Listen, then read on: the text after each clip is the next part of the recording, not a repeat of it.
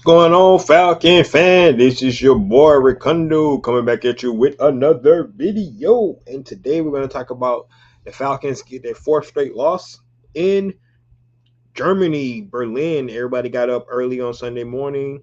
The Atlanta Falcons had a chance once again to win the game. However, they could not execute enough plays to get the job done. We're going to discuss all that today. Um, we're going to go down the rundown. We're going to recap the game. We're going to talk about, I think teams have found the blueprint of how to beat the Atlanta Falcons. We're going to talk about that. Is Raheem Morris on the hot seat? And Penix Jr. and his development, is he the problem or is it the coaching staff? We're definitely going to talk about that today. So, guys, with that being said, if you have not already, go ahead and please subscribe to the channel. Please hit that notification bell so you know I drop another video. Please hit the like button so I know you guys are here to talk about. Again, please share my video throughout the YouTube universe so more people can come here to talk about. That's right, these Atlanta Falcons. So, guys, before we kick it off today, I want to say happy birthday to the Marine Corps. 250 years. As you guys all know, I am a former Marine. Once a Marine, always a Marine. So to all my fellow Marines out there, happy birthday. 250 years. You know, the Marine Corps has changed over the years a lot. But, you know, a lot of stuff that what makes me the man I am today, brotherhood and all that good stuff. It's about being in the Corps. So I just wanted to say happy birthday to the Marine Corps today. 250 years, a long time, right? And if you think about it, go back, it's right around the time, the 4th of July, you know, 1776. Well, the Marine Corps was in 1775. So the Marine Corps was actually established before the America got its independence. So happy birthday to the Marines, all the fellow Marines out there. Do what you do. Once a Marine, always a Marine. So happy birthday to the Marine Corps. Hoorah. I want to get it out the way, guys. Like I said, what's going on, Dante? What's going on, man? What's going on? All right, second thing I want to talk about, guys, just recap this game, right? This game for the Atlanta Falcons, it's pretty much tells itself. You look at the breakdown of the stats. So I'm gonna go ahead and share the screen so we can look at the what we got going on here, right? So when you're looking at this game, hope you guys can see the screen here. If not, I'm gonna read it off anyway so you guys get an idea. But when you're looking at what the Atlanta Falcons was able to do, so total team stats, the Atlanta Falcons had 290 yards, only 150 yard passing, 140 yards rushing, 4.8 yards to play. Right. So what I always go do, I look at the situational plays, situational things, and you look at stats. So first we're gonna go to third down efficiency. The Atlanta Falcons is 0 for 8 on third down. So over the last 3 games, the Atlanta Falcons are 3 for 28 on third down, maybe even 29. You can go look it up, but either way, 28 or 29, they terrible on third down. So that the first sign that tells you the Atlanta Falcons are not getting the job done in situational football, right? Red zone, third downs, things like that. Well, you all know when you talk about third down, first and second down does matter. So we're going to get into that when I will talk about one of my topics. I'm going to talk about today is the blueprint of beating the Atlanta Falcons, and I think teams have actually figured it out for the Atlanta Falcons. Of course, they didn't have to go for fourth down. You go look at another key stat. The Indianapolis Colts only punted one time in the game. They had one punt in the entire game. And you go look at the time possession. They controlled the ball for 40 minutes, right? They ran the ball down the Atlanta Falcons' throat. I know a lot of people, you talk about Atlanta Falcons defense and, you know, how well it played, and it did play well. You're not going to take away from anything from that. They did had 7 sacks on the game, 2 turnovers on the game. So the Atlanta Falcons defense did what they had to do. However, the run defense is still an issue for the Atlanta Falcons, right? Indianapolis Colts pretty much was driving the ball, moving the ball from red zone to red zone. The miscues that the Indianapolis Colts calls or the Atlanta Falcons call, you can say Atlanta Falcons call those miscues on defense. But the issue where what we're looking at is the fact that the Atlanta Falcons, defense was on the field for 40 minutes, right? So you gotta take that for what it is, and it goes back to, you know, complementary football where the offense is not able to stay on the field, right? And you look at the third down percentage on offense, you look at the Indianapolis Colts had only punted one time, right? So that's those are indicators right there. You look at third down efficiency for the Indianapolis Colts, it was not good as well.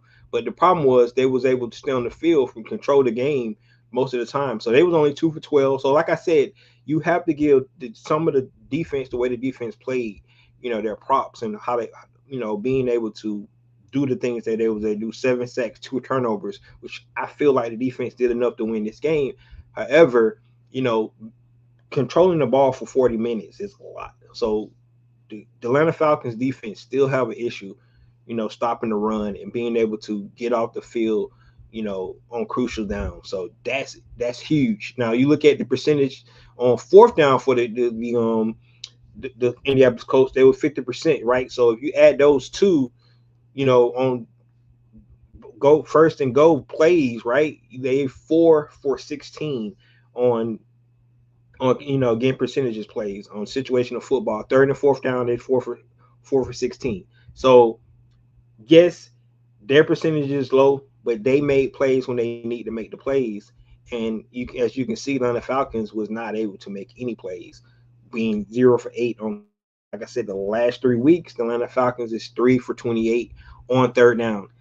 That's the recipe for not getting the job done. Not getting the job done, right? The crazy thing about this Atlanta Falcons team, the last 2 weeks with all this inefficiency on third down and mistakes they've been making, they had a chance to win both games. That's why it's so frustrating, right? Because you look at 0 for 8 on third down, you look at time possession, and in both games the Atlanta Falcons had in the last 2 weeks against the New England Patriots and the Indianapolis Colts, which is two good teams that's out there. The Atlanta Falcons had a chance to beat both of those teams, and it was self-inflicted wounds. It's their inability to be efficient and execute when they need to execute. That's really what it boils down to, right? That's why it's so frustrating. So you look at Atlanta Falcons and you look at the record, it's not indicative of the talent and where this team should be. It's just not, because they played two pretty good teams to the end where they actually had opportunity to win the games in both games. It's not like these teams, with only 2 losses on the season, is blowing the Atlanta Falcons out. That is not the case at all. And the fact that the Atlanta Falcons end up on third down percentages, the fact that the defense has been playing well in these last 2 games is so frustrating that the offense cannot get the job done. So it just tells you that it's not as far as as we would think, right? Looking at the record and like, this is a sorry team. This is not a sorry team. That's why the fan base is still acting the way that it's acting, because we're underachieving. It's no other way to look at it. It's no other way to to beat around the bush about this team. If you look at the stats, right, and you be like, man, this should be a blowout. No, the Atlanta Falcons lost in overtime, right? Go look at last week. They lost by 1 point, and in both of those games, the offense was non-existent pretty much in situational football, but they still had opportunity to win the game. So it's something missing, and they just got to put their finger on it. I guess you use Raheem Morris freaking saying you got to figure it out. You got to figure it out. No, like, man, it's already there. The telltale signs are there. Third down, run game, defense or run game. That's your answer. You don't have to figure it out. If you know what your issues are, like on Wednesday, Thursday, and Friday, the only thing the Atlanta Falcons should be repping is third down plays. That's it. Because that's your issue. You should, they have, I think they do third downs on Thursday, maybe, right? But no, they need to do it on Wednesday, Thursday, Friday, and then walk through again. We're going to go through our third down plays, because third down is not working for us. It's not. And that's why the Atlanta Falcons are losing the game. sometimes you can't pinpoint it, right? You say, I don't know what's going on with this team. I can't figure out what's going on. But you can look and the whole thing stats are for losers. Well, that stat right there is 100% the reason why the Atlanta Falcons lose games. These last three games that they lost. Look at their third down percentages. That's why they losing. And the fact that they almost had a chance to win both of those games when they're 3 for 28 over the last 3 games, it's the answer, man. It's so simple. If they get some first downs, they keep the ball. First of all, they'll balance the time possession out for their defense to be on the field so much. And second of all, maybe they can convert some of those first downs, third downs into points, so they can actually have opportunity to win. Like this is where the Atlanta Falcons coaching staff need to step up, man. This is the issue right here. And so, what's the whole saying? The definition of insanity: doing the same thing over and expecting a different result, right? If you keep doing your same practice habits and keep coming out and we keep running the same plays over and over and thinking it's going to work this day, it's not going to work. It's not working for the Atlanta Falcons, and that's the bad part about what we're seeing right now. It's not being executed, and they're not fulfilling what the talent of this team. It's a disappointment, right? This is a disappointment. That's what it really boils down to. Because when you had opportunity to win both games, but your execution late in games, your execution on third downs, it's not happening. And it's not just offense, right? Because the defense had an opportunity to win it, in both games. They could have got a stop, right? And they get a stop. Maybe they win the game, right? But, these coaches, man, they overthink every freaking thing, right? You blitz Daniel Jones twice, bloody his lip, get sacks. 3rd and 21, you decide not to bring pressure, and he scrambles out for a first down. Well, for 18 yards, right, to make it a manageable fourth down. They get that 4th and 2, right? So that's what I'm talking about. It's like they're not making the plays they need to make when they need to make them. The Atlanta Falcons had the game and won 2 great plays back to back. You get the offense in 3rd and long, and you let the guy scramble for freaking 19 yards, man. Like, don't make any sense. Don't make any sense. But that's where we're at right now. That's the kind of back and forth and tit for tat that's happening with this Atlanta Falcons team is that the talent is there, the pieces are there, so it's not a talent issue. So you can say, the grocery was made, but the ingredients ain't putting together for you can cook, man. That's the problem. You have the talent, you see it, it's oozing out on the field, right? You look at the losses that the Atlanta Falcons are going, and then you say, okay, if we can just get 3 first downs on third down here, right? If we can get off the field on third down, on fourth down, a couple times on defense. These teams are talented, man. And if you get them something, they're gonna take it. And that's what Atlanta Falcons been doing these last games. And they underachieving, man. And when you know what happens when teams underachieve, right? It's just a matter of time. And until the Atlanta Falcons get out their own way and understand that the angst of what's going on. I mean, the third down percentages is just it's unsaid. It really is. That's the way it boils down to. The third down percentages is not what is needed, and that's what's happening. All right, I'm gonna go ahead and stop sharing.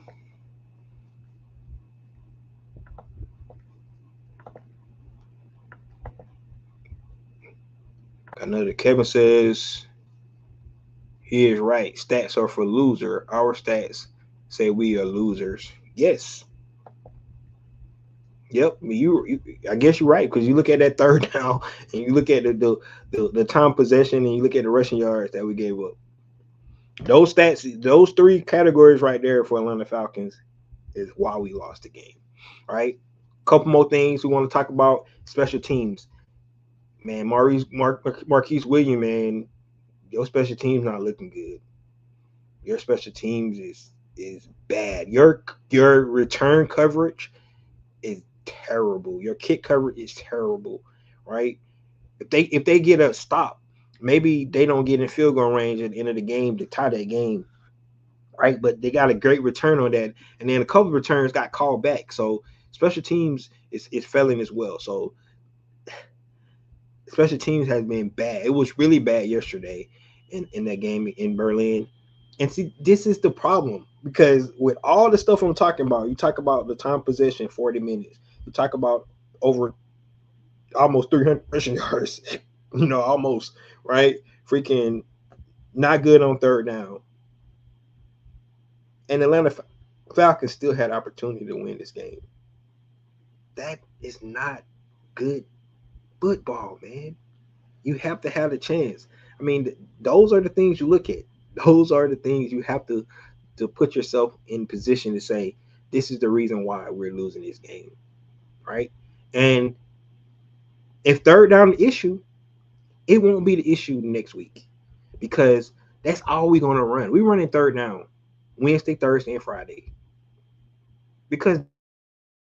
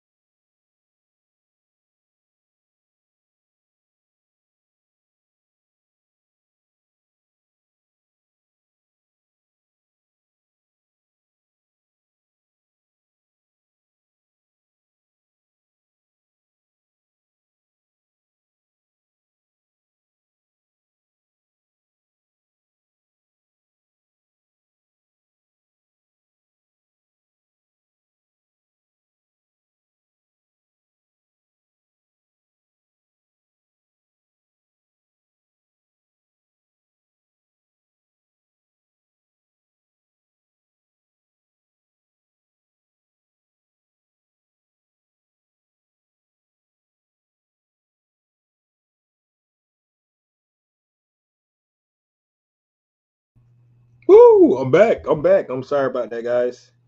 Hey, that's what you do when you do live and you got internet, man. Sorry about that. Sorry about that. Um, uh, like my last point, I was talking about third down, but of course, I said you need to drill third down on Wednesday, Thursday, and Friday. First and second down does play a role into um your third down percentage. It does, right? You get a lot of third and longs, right? That does hinder you in completing your first down. So I do understand that. I'm not taking away from the fact that first and second down is not important. But one thing that um, is really hurting the Atlanta Falcons is not running the ball enough, right? They ran the ball for 29 times yesterday, I think.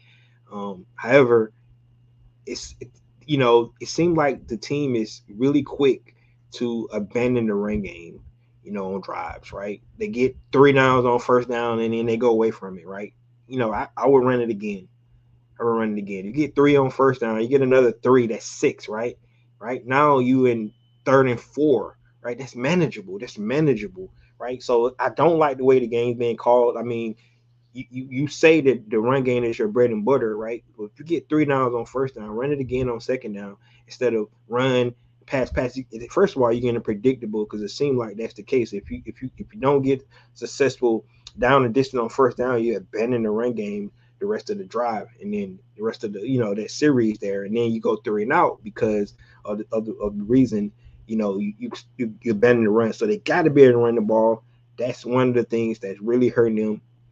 Right, run game is so important to this offense, and the fact that because it opens up the play action pass and everything. But um, he Bijan has not been able to get off. Now Tyler Algier had a pretty good game yesterday. Kudos to them in the red zone as well, and that's why, like I said, the red zone percentage has picked up over the last couple of weeks for the Atlanta Falcons. They get in the red zone, they are able to convert into 6 points, instead of field goals. That is real, real nice.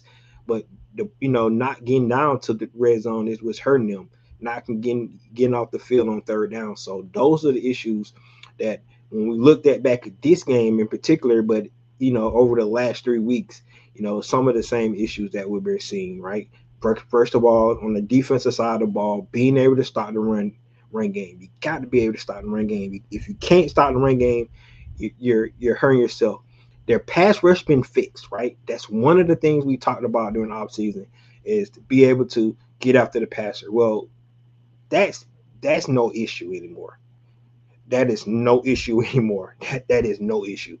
This team is definitely able to get after the passer. That's been fixed. The run defense is the issue now. The run defense it's been hurting the Atlanta Falcons. Like I said, you go look at the last 2 weeks, you look at the time possession, it tells the story, right? The Atlanta Falcons defense is not able to get off the field via the run game, and that's really hurting them. So those are some of the things that, on the defensive side. Offensive side of the ball, like I said, it's third down. It's third down. And we'll talk about some of the things. We're gonna go into my next point is have teams figure out the blueprint. But that's really where it boils down to. We can't stop the run, and we can't run the ball, and we don't get in good favorable third down and distances. And then that's all she wrote, right? This is I don't think it's a mystery or a science project that Atlanta Falcons need to figure out. They just need to look at the small things that's hurting them. Third down, stopping the run game. Now, if they can't stop it, it is what it is, right? They can't stop the run game because they don't have the personnel. Well, they had an opportunity to get great personnel, maybe, during trading deadline or something like that. They should have looked at that because they could have figured out that was an issue. But at this point, they 3-6. They would definitely have to run the table, in my opinion, to make the postseason. So, once again, I think the Atlanta Falcons probably going to miss the postseason again, right? I still expect the Atlanta Falcons to go 8-9. I think that's where they're at right now. I mean, they still have to win some games, right? That means they have to win 5 more out of these last 8, which is going to be tough. So I don't know if they'll be able to do it, but that's what I'm leaning forward to see if the Atlanta Falcons can get something done on that. All right. Let's go to my next point real quick, and then we'll continue talking. And this is one of the things just from looking at the team over the last 3 weeks, and the teams have found the blueprint how to beat the Atlanta Falcons, right? And the blueprint is, I just talked about it, is the fact that you get the Atlanta Falcons in third and long, and then you pressure the young quarterback. And it seemed like it's so much confusion when this happens. It seemed like it's so much confusion when this happens. It's that, communication with the quarterback, the offensive line, the protection it breaks down. And then we keep getting, the young quarterback, everybody wanted to hold him accountable for ground, the intentional grounding, but the guys are coming on him so quick, right? He's not reacting the right way, right? It could take a sack there. He could take a sack, but then they'll say you can't take a sack at that moment. That would be the next thing, right? So he's trying to make a play, and it's compounding. I agree. Probably sack is probably better than losing a down, right? So probably need to take a sack. That's probably what they need to tell him. If they get on you that quick, because that's what's happening, and on all those intentional groundings, the defender is on him so quick that he's trying to just make a play, and he probably should just take a sack. You save it down. You lose the loss of yards, but at least you'll still have that down. And the problem is you having a loss of down. So that's really just muddying the waters real bad. So it looks like, you know, the inexperience, but it starts with the the protection and the communication with the offensive line. It seems like it's in crucial moments in the game, and especially on third down when they're sending pressure. And like I said, I think they'll find a blueprint because we've seen the Miami Dolphins do it. We've seen the New England Patriots do it. Now we just seen the Indianapolis Colts do it. When you pressure Michael Penix Jr. on third and longs, right? It's not that he can't get the ball; like, he don't even have time. It's the protection is not holding up, right? I heard one of the reporters ask about hot routes and things like that, and I still don't see it. He claims that they do have that in there. I don't see the hot routes. I don't see the quick reads where he got to see where the unblocked man coming from. He made it seem like that sack fumble that Michael Penix had in the first half was not his fault. I don't know. All I know it was two rushers. Algier picked up the one inside instead of the one outside. So I don't know if the lineman's supposed to pick up the one outside. I have no idea. We don't know how the protection was supposed to be set up, but we know the guy from the outside came scotch free. Do Michael Penix supposed to see that? I don't know, but it wasn't nobody on the right hand side. So maybe he wasn't supposed to. Maybe it was supposed to be a pickup because he was looking to the left, right, instead of his. It came from his blind side, and so maybe he was expecting somebody to be picked up from there. It wasn't a hot on that side. And he was looking to the left. That's how the ball got kicked out. So it make it seem so. Those are kind of things, as a fan base, we wouldn't really know what's going on with protection calls and things like that, right? But that's the problem. Those are the problems. The pressure. So I think teams have figured out on offensive side of the ball. I think teams have figured out a blueprint, and I think they just get the Atlanta Falcons. First of all, you're gonna make them stop their run game, right? Because that's what we do. Like I said, we run and we get 3 yards on first down. They're not worried about the run no more because Zach Robinson going to abandon it and then go straight to the pass. That's what it seems like. Get 3 yards. They get 4 or 5, they may run it again, but they get 3 or less. Like, I honestly, if you get 1 or 2 on first down, I'll still run it again because that's your bread and butter, man. Run the ball. Like, you got to establish run game. You got to make them think you're going to run the ball. But he abandoned the running game so quick on series, and it's showing up on third down, man. You're getting a lot of third and longs. So the blueprint for me, if I was playing Atlanta Falcons, I let them get, try to go away from the run game because we stopping it, right? They be like, oh, we can't run. Okay, let's pass. So we'll do that. They can get rid of the run game, then we'll start passing the rock, right? That's one thing they could do. All right. Second thing you can do is on third down, send pressure to Michael Penix Jr. and he's not going to get the ball out. He's not going to complete the pass. That's what it seemed like was happening. That's the blueprint on offensive side of the ball. On defense side of the ball, just run the ball. Just run the ball. You don't want to get into a passing game with Atlanta Falcons because they're going to eat you alive. Their pass rush is legit. It is. And I know that's crazy coming from, saying the Atlanta Falcons pass rush is legit, but it is legit. So run the ball on the Falcons. That's what they can't do, right? And you control the clock and you give your offense, who's not successful themselves in moving the ball, less opportunities, and you keep the ball, for Bijan and Tyler getting into rhythm, right? That's what you do.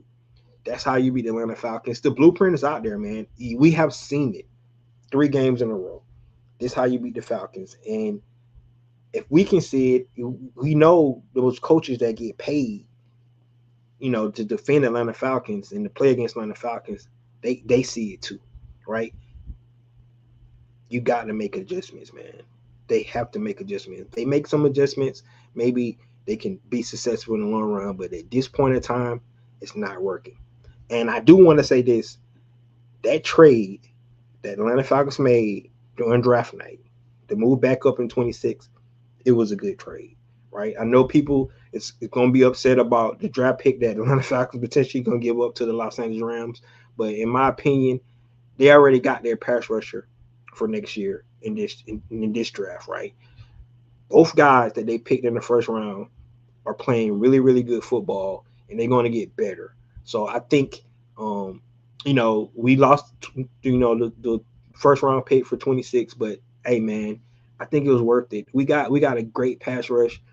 You see the young nucleus there, despite what the record's going to be, and despite the pick that the Los Angeles Rams probably going to accumulate this year from the Atlanta Falcons record.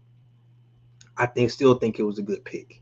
I really do. So, we're not going to kill Terry Fontenot and the Atlanta Falcons for being aggressive for going out and getting James Pierce Jr. because I think that pick was a solid pick, and those guys are showing it, right? Back to back weeks, those guys get script sacks. So, 100%, I believe that that that pick that they gave up, and you can just look at it. They just got their 2026 pick this year with James Pierce Jr. Both of those guys are playing well, right? So for people want to come back and be like, hey, they didn't, they gave up their first round pick and they're still bad. Oh well, right? It was worth it, man. We got two really good defenders that's going to be legit. I mean, that's not the issue this year. The pass rush has been excellent, right? The issue is the run game. We can't stop the run, right?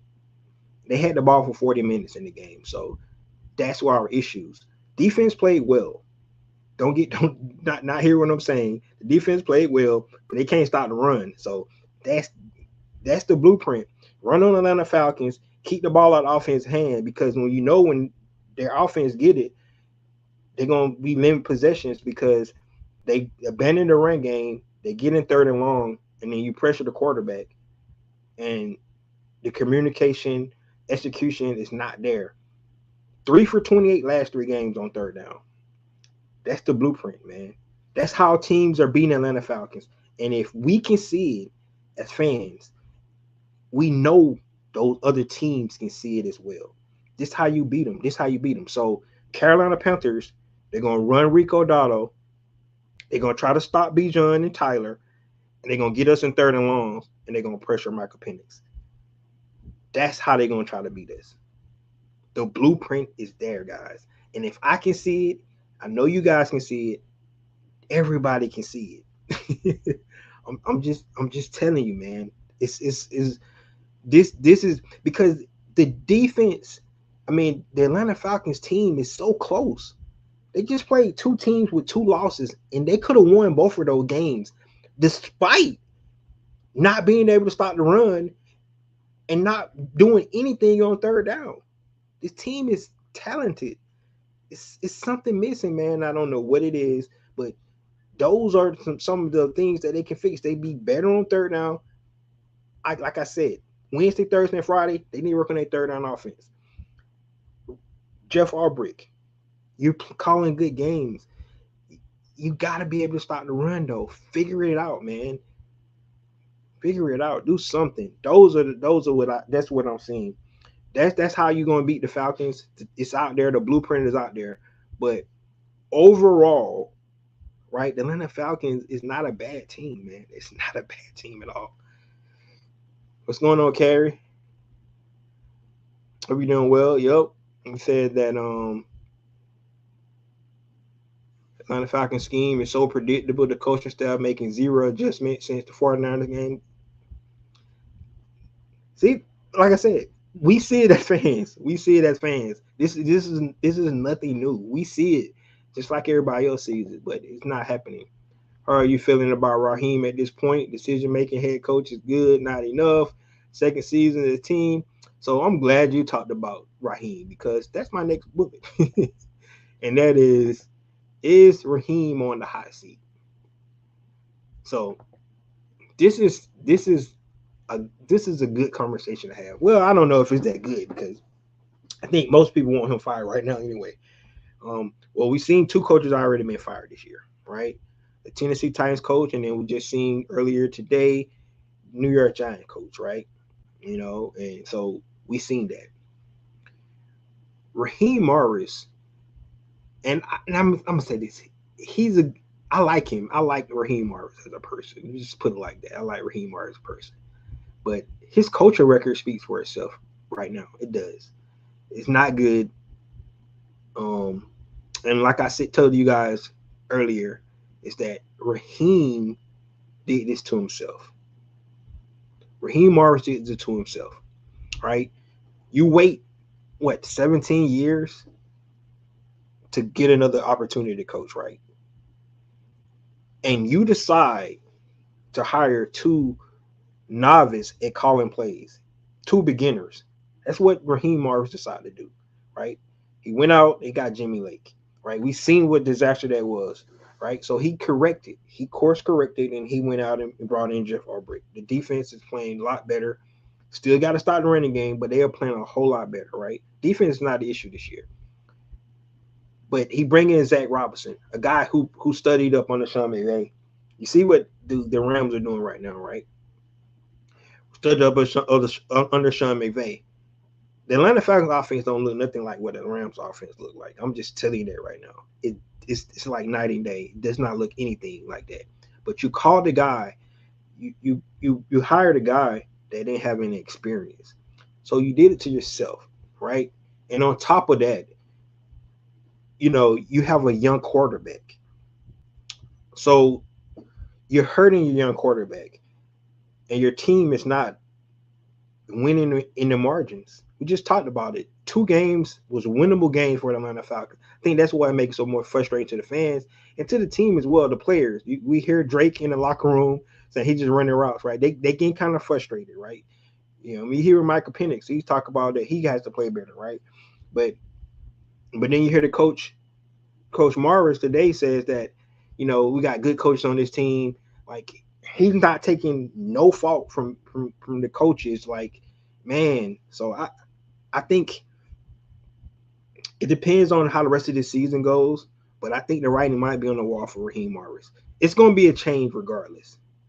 Zach Robinson, if Raheem Morris somehow, some way keeps his job, right? Somehow, some way keeps his job. I don't know if he can, but Zach Robinson won't be the offensive coordinator next year. He just can't be, right?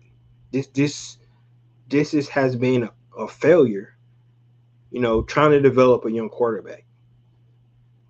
And now you got, the fan base is clamoring for the young quarterback to be, because he's not good and all that kind of stuff, right? And I honestly believe you need to stop the brakes with that.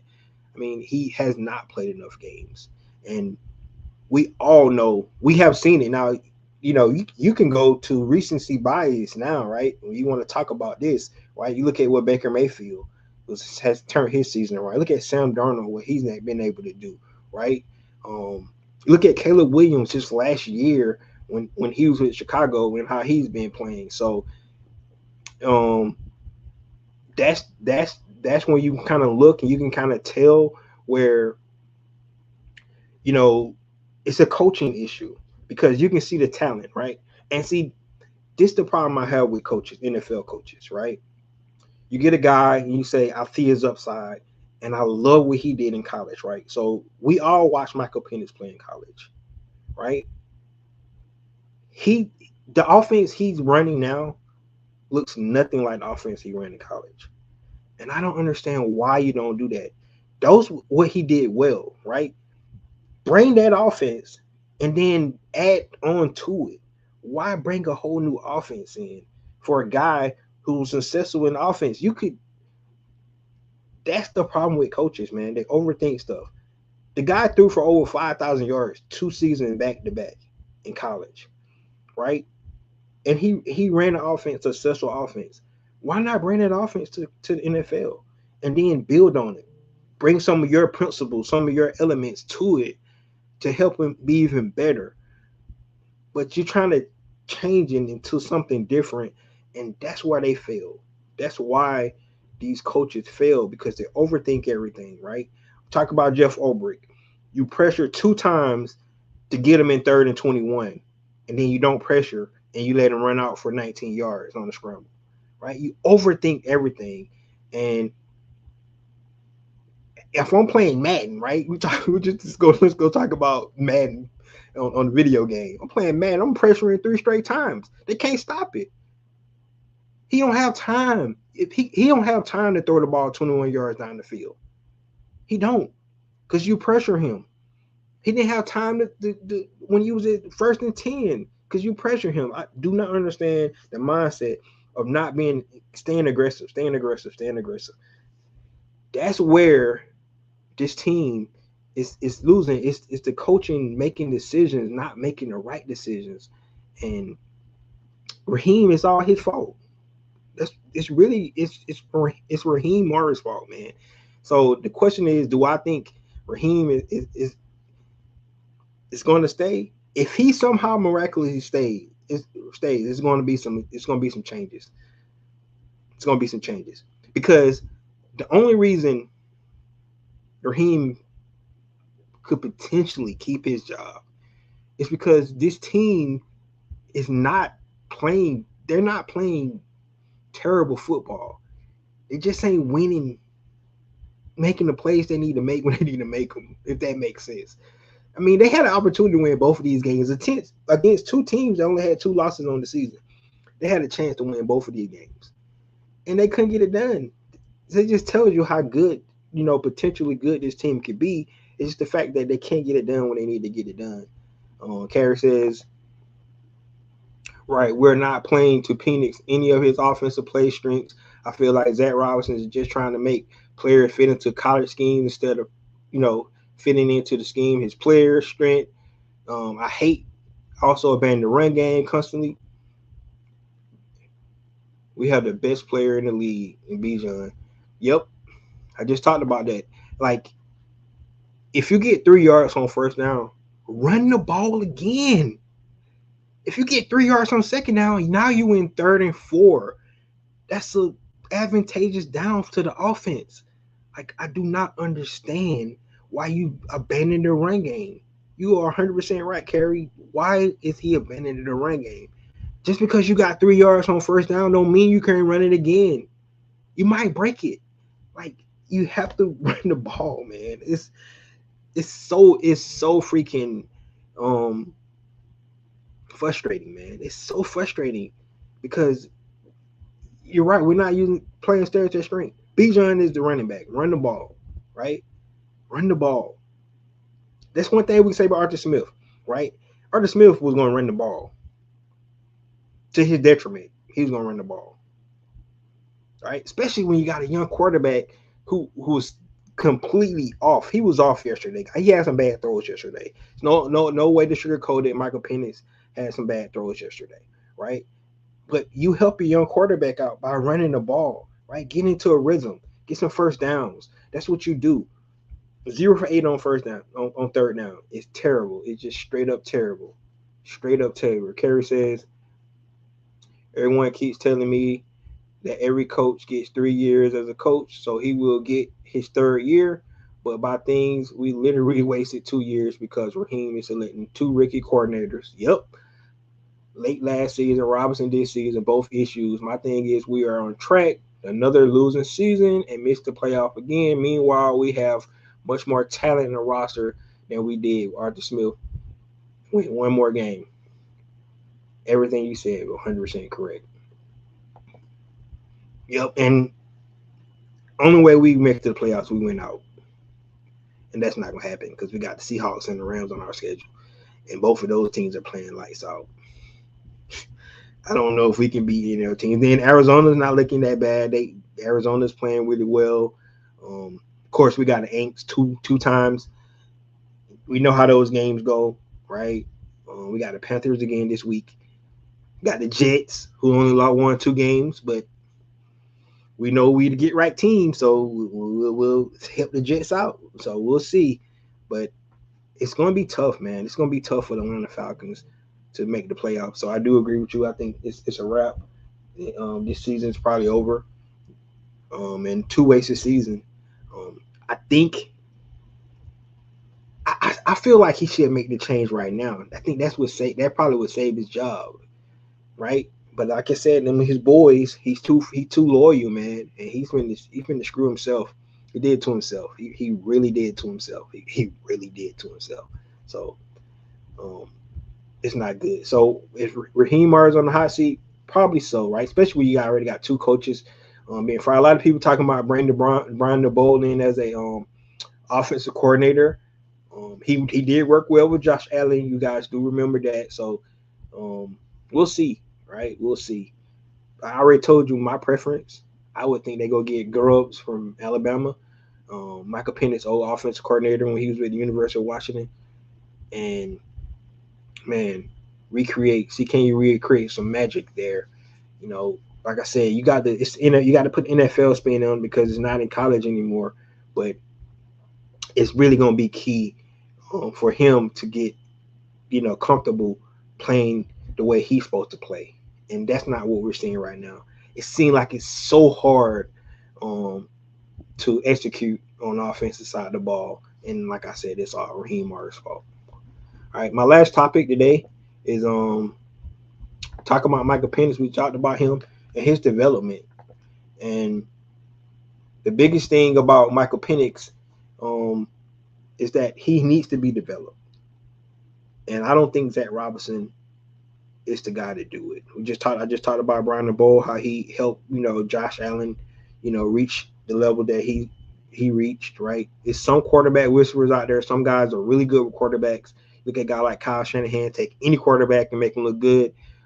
You see what Sean McVay is able to do, Matt LaFleur. I mean, all these guys in that coaching tree. Zach Robinson's in the coaching tree, and maybe Zach Robinson might be a good coordinator one day. The problem is he's not right now, and he's not ready to work with Michael Penix Jr. And his development is really it's not progressing like it should from game to game, right? And one thing, guys, we don't know first of all, one thing about football, you don't know the play that was called, you don't know the protections, you don't know what the players were supposed to be doing, so you really don't know who messed up what plays.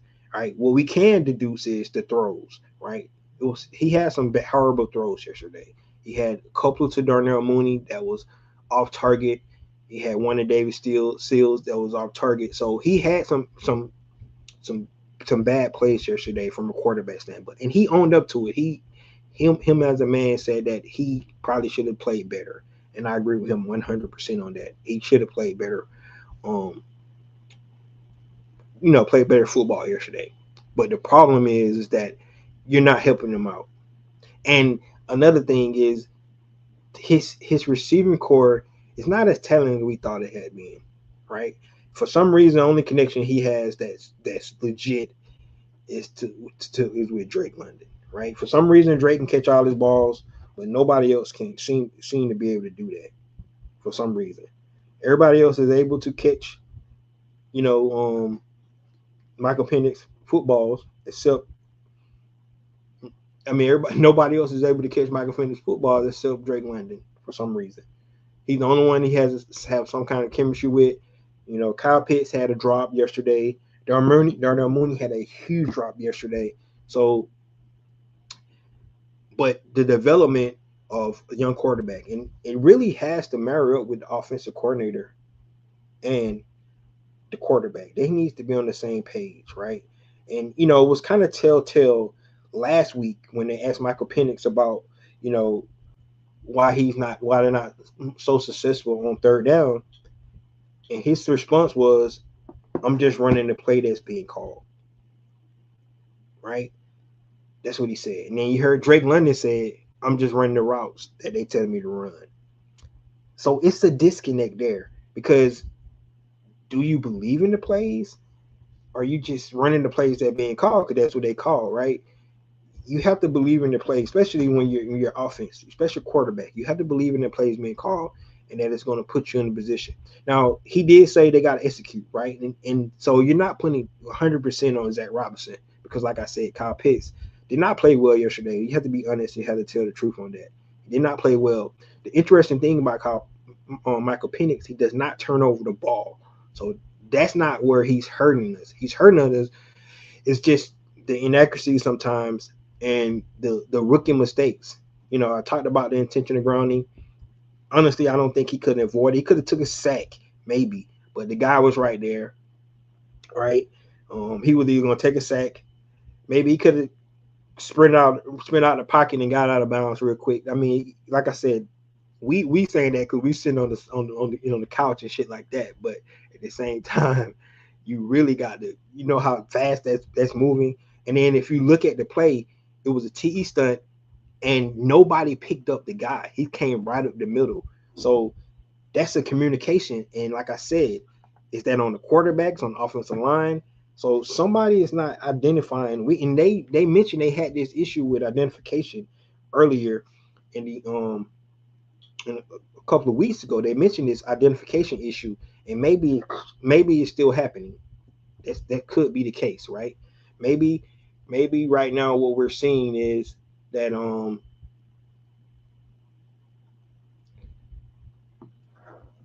that it's communication is not happening where it should be happening. So that's an issue. That's really an issue. That's really an issue. It really is. All right. So let me look at this statement that Kerry put out here.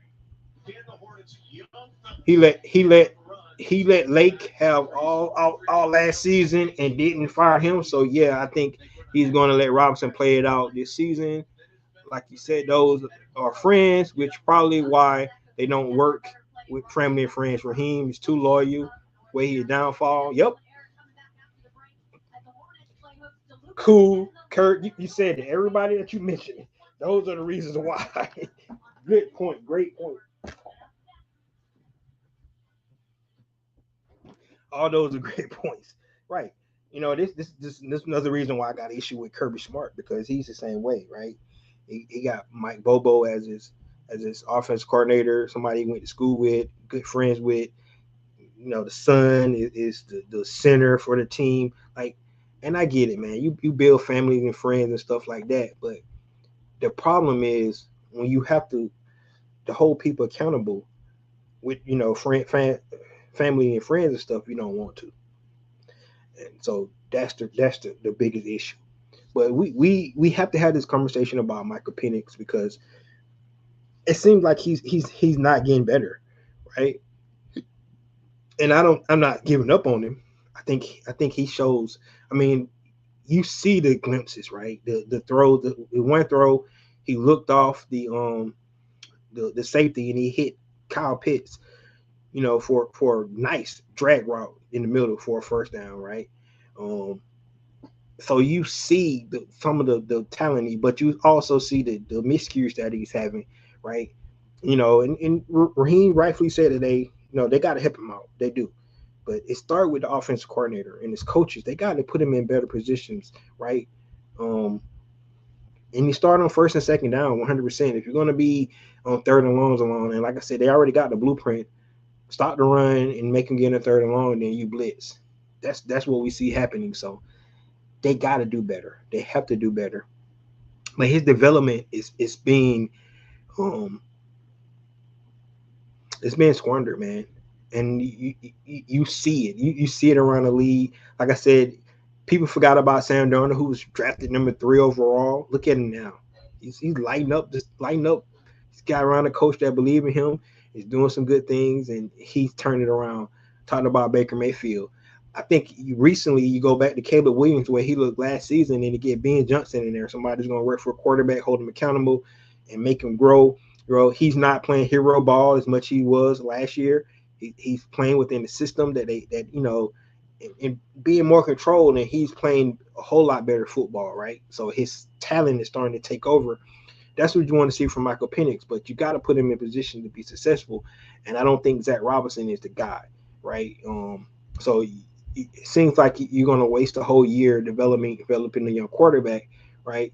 And if they do decide to do away with Raheem Morris, the question will be then, do the next regime believe in Michael Penix Jr., right? Those are some of the things you have to think about, right? So, of course, that's one of the things Arthur Blank's probably going to weigh. I know a lot of people is ready for Raheem Morris to get out the door, but the players like Raheem Morris. I don't think they stopped playing for him, and I know they pissed, right? But they're in position to win games, right? Besides 2 games this season, the Atlanta Falcons was in position to win all those other games, right? They really were. So that's why it's so frustrating because the talent is there, it's just not being done, and your quarterback is not getting better. So they have to do better, for him, for his sake. Um, I'm not giving up on Michael Penix Jr. I think Michael Penix Jr. has the tools to be really, really good, has the tools to be successful. Um, he just need to be put in the right situation and developed the right way. Like, he has not even played a full 17 game slate yet. Let's see what that looks like after he does do that. Maybe you might see some progression on it later on this year, for him, but his development is being hindered right now, and that's not a good thing. So, guys, let me know what you think about the 4 game losing streak. Um, how can they figure this offense? I said it. You know, practice third down a lot. I mean, a lot. Practice third down a lot. That's one thing they need to do. If they do that, I think they'll be really, really good. Um, they need to work on their run defense, which is what is really hurting them, um, more than anything. And then their special teams. Marquise Williams, man, you need to be working on your special teams. Your special teams right now is not doing what it needs to do. So that's that's what the bottom line. Your special teams.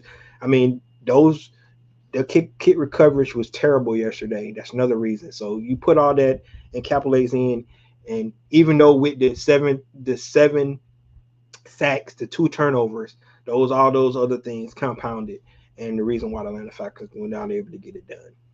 So guys, let me know what y'all think about the video tonight. Um, Good stuff, man. I really like talking. Thank you guys for tuning in. Please share my video, provide comments back and forth. This is your boy Ricondo. Come back at you with another video. Peace.